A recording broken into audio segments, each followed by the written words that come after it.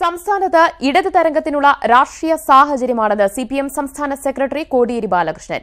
ഒരു പാർലമെന്റ് സീറ്റിൽ പോലും സ്ഥാനാർത്ഥിയെ തീരുമാനിക്കാൻ സാധിക്കാത്ത കോൺഗ്രസ് എങ്ങനെ ഇന്ത്യ ഭരിക്കും?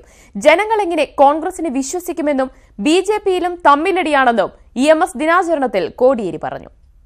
ഈ 2019 കേരളത്തിൽ ഒരു ഇടതുപക്ഷ തരംഗം ഉണ്ടാക്കാനുള്ള രാഷ്ട്രീയ സാഹചര്യമാണ് വളർന്നു വന്നുകൊണ്ടിരിക്കുന്നത്. ഐക്യജനാധിപത്യ മുന്നണി തകർന്നിരിക്കുകയാണ്. സംഘടനാപരമായും രാഷ്ട്രീയമായും UDF തകർന്നിരിക്കുകയാണ്. ഇത്തരമൊരു മുന്നണിക്ക് എങ്ങനെ ജനങ്ങളെ നയിക്കാൻ സാധിക്കും?